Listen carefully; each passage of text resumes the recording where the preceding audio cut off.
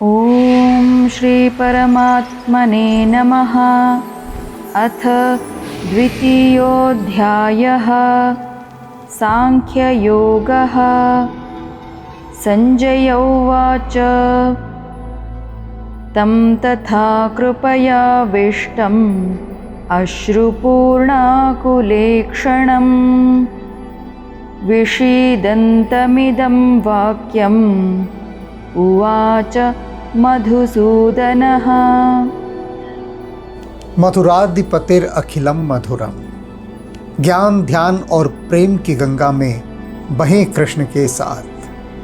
आज गीता का दूसरा अध्याय आरंभ हो रहा है और इस अध्याय की बहुत महिमा है, क्योंकि यह सांख्य योग और सांख्य दर्शन का अध्याय है। अब सांख्य क्या है, इसे थोड़ा सा समझना है।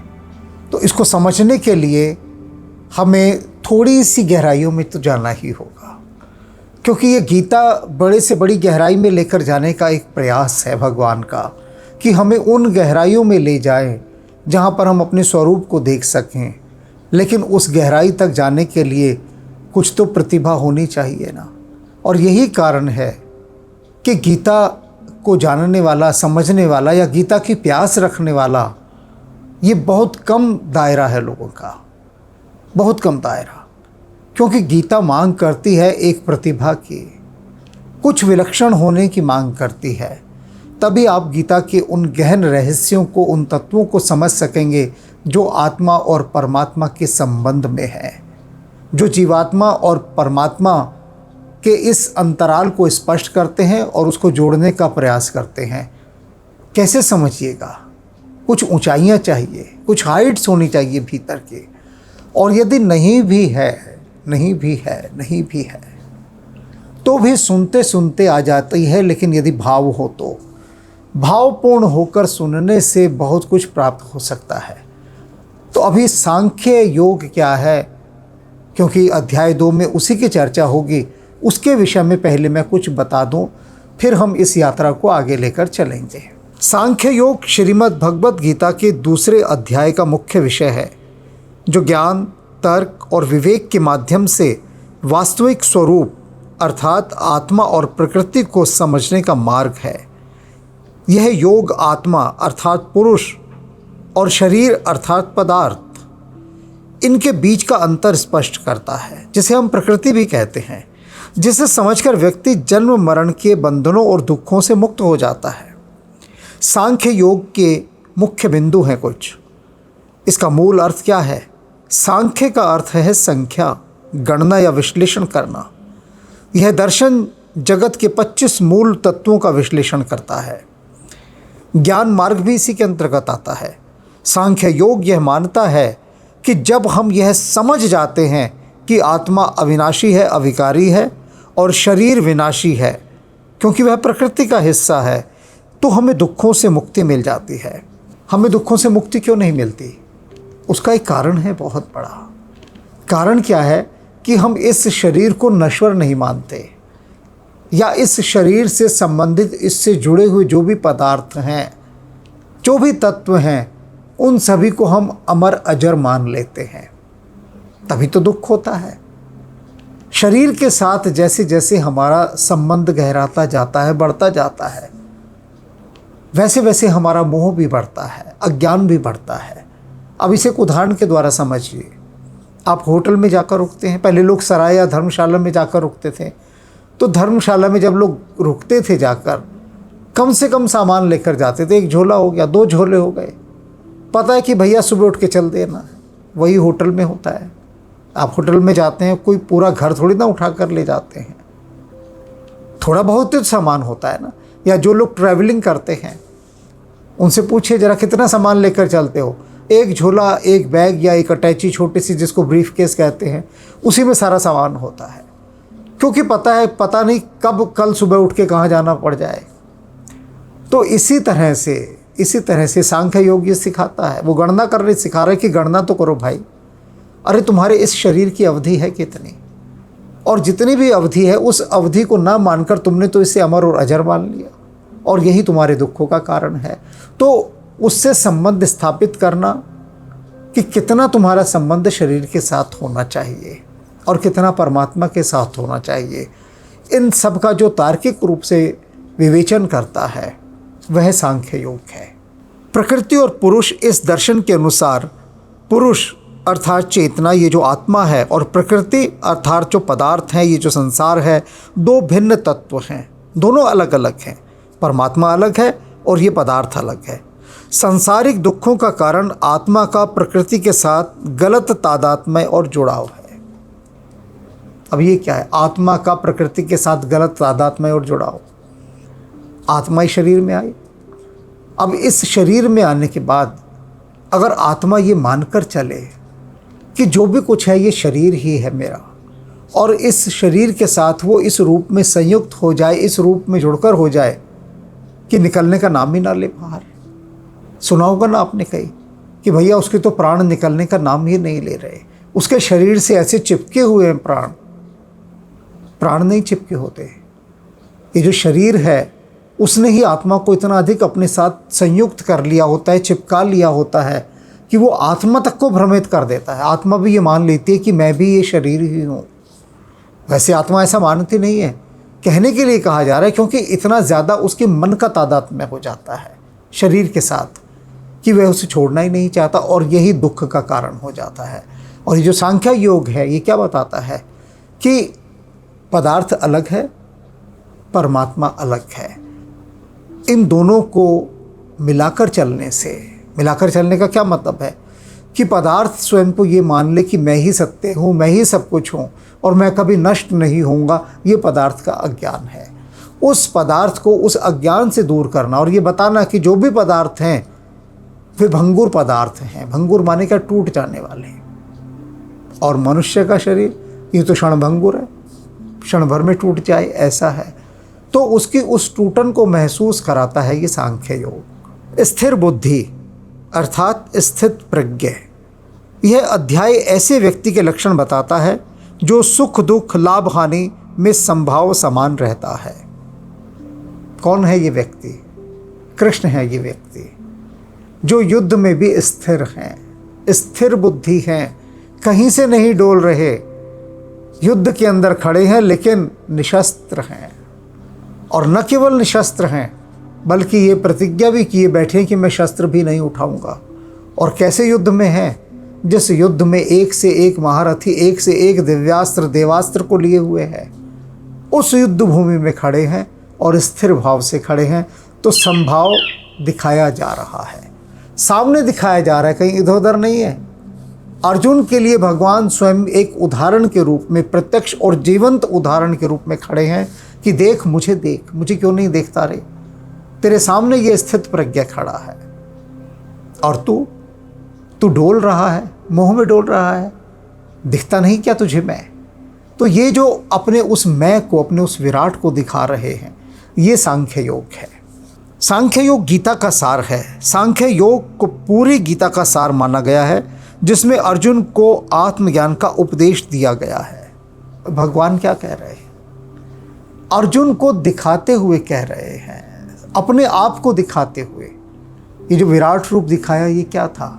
ये अपने आप को ही तो दिखाना है। और विराट रूप से पहले भी वे स्वयं को दिखा रहे हैं कि देख तेरे साथ युद्ध भूमि में जा रहा हूँ, तेरा सारथी बनकर जा रहा हूँ, और सारी स्थितियों से, परिस्थितियों से अप्रभावित हुए बिना, बाहर की कोई भी चीज़ मुझ पर प्रभाव नहीं डाल पा रही है, मैं ऐसा स्थित प्रज्ञा हूँ, तू देख मेरी ओर देख। अब हम उसी युद्ध भूमि की ओर लेकर चलते हैं जहाँ हमने पहला अध्याय छोड़ा था। पूरा वही दृश्य है।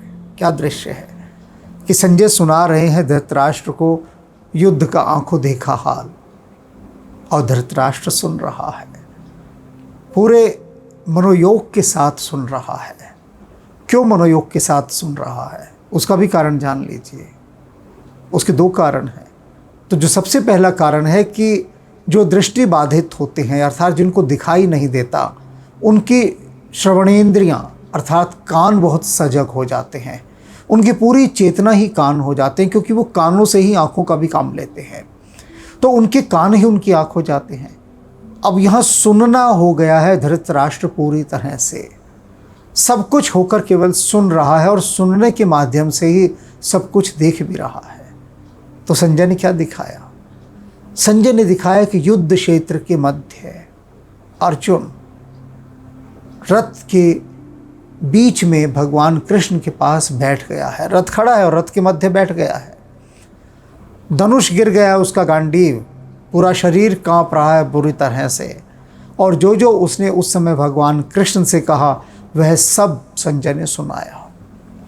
धृतराष्ट्र चुप है, चुपचाप सब कुछ सुन रहा है, और उसकी चुप्पी क्या कह रही है कि संजय तू बता तो रहा है, लेकिन मुझे भरोसा नहीं आ रहा कि अर्जुन जैसा महान योद्धा और इतनी सी बात पर हतोत्साहित हो जाएगा, निराश हो जाएगा, निस्तेज हो जाएगा, सिर्फ इतनी सी बात पर कि मेरे बंधु बांधव मारे जाएंगे।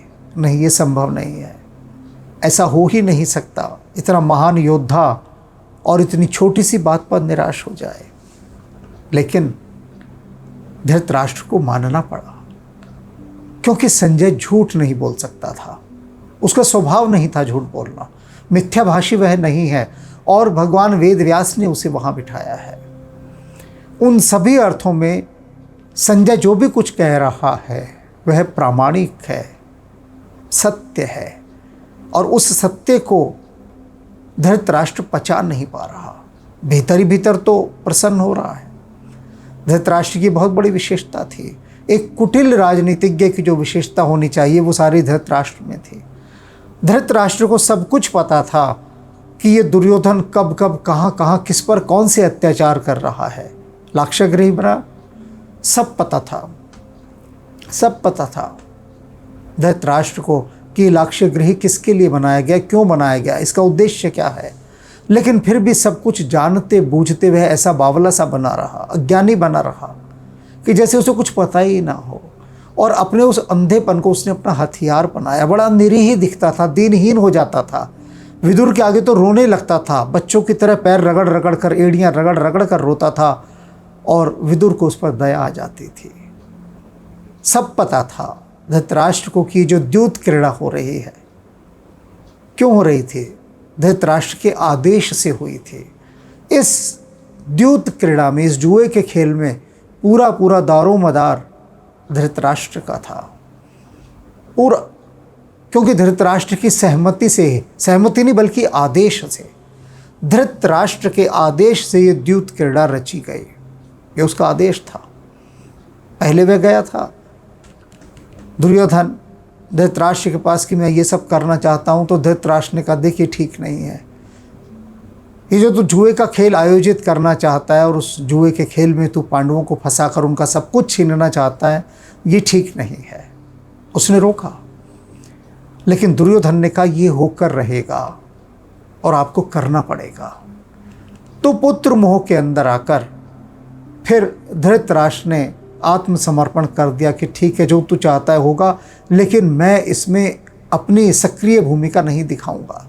अर्थात मैं ऐसा नहीं दिखाई दूंगा कि जैसे मैं इसमें इन्वॉल्व था, मैं इसमें संयुक्त था। मैं यही बताऊंगा और यही अभिव्यक्त करूंगा कि मैं इसमें पृथक था, मुझे तो पता ही नहीं था। मैं तो सोच रहा था ये तो बच्चे खेल खेल रहे हैं जुए का, और मुझे क्या पता था खेल खेल में ये सब हो जाएगा।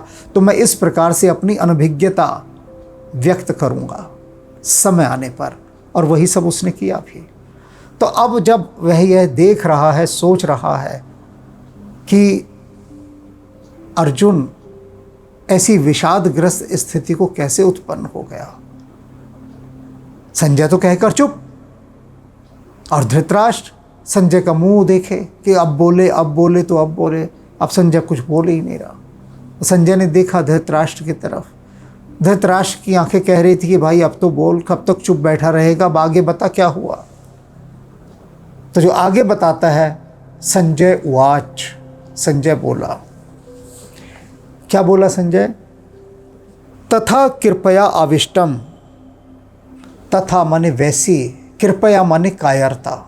मैंने पीछे भी बताया था कि कृपया का हम कुछ और अर्थ लेते हैं, गीता में कृपया का अर्थ कायरता होता है, और हमारा अर्थ भी कायरता होता है। वो मैं पिछले एपिसोड्स में बता चुका हूँ।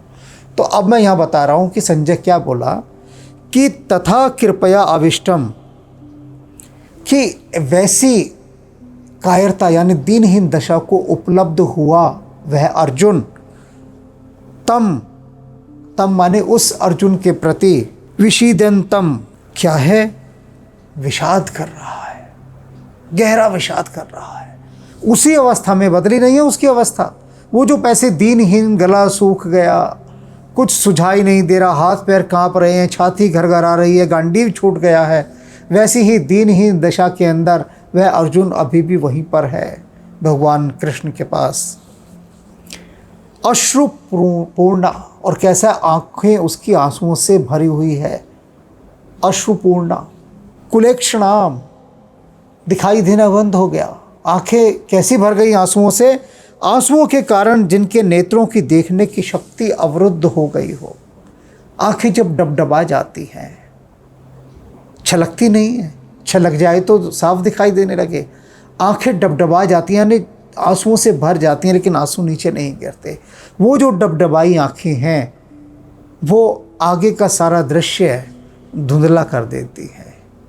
कार के शीशे के ऊपर अगर वाइपर ना चल रहा हो तो आगे आप देख नहीं सकते। वही अर्जुन की स्थिति है। कैसी स्थिति? अर्जुन की आंखें भर आई हैं। कितने महान से महान युद्ध अर्जुन ने लड़े हैं जिनकी कोई गणना नहीं की जा सकती, और कभी आंसू की एक बूंद ना गिरी, कभी ना गिरी। डरना, कांपना, भयभीत होना, ये सब तो बहुत दूर की बात है। अर्जुन और डर जाए? अर्जुन का नाम सुनते ही संसार कांपने लगता था। जहाँ से अर्जुन निकल जाता था वहीं पर जय घोष होता था। लोग धन की वर्षा करते थे और अर्जुन को धनंजय कहा गया, धन को जय करने वाला। अर्जुन और किसी से डर जाए?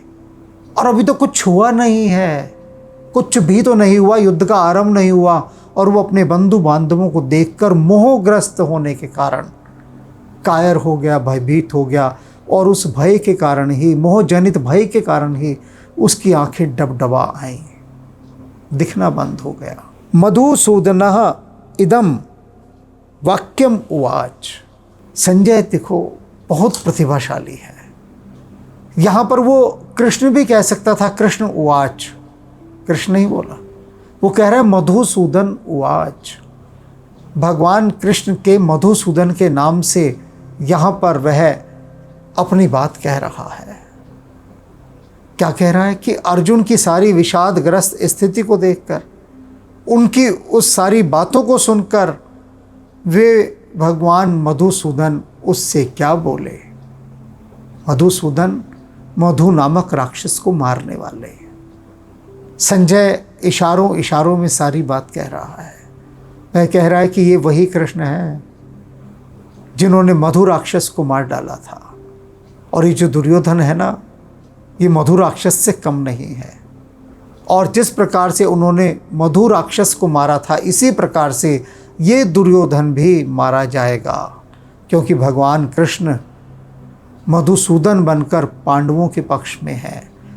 और अब जो वो कहने जा रहे हैं, हे महाराज ध्यान से सुनिएगा, क्योंकि मधुसूदन कहने जा रहे हैं। अर्जुन शोकग्रस्त है, बौराया हुआ है बुरी तरह से।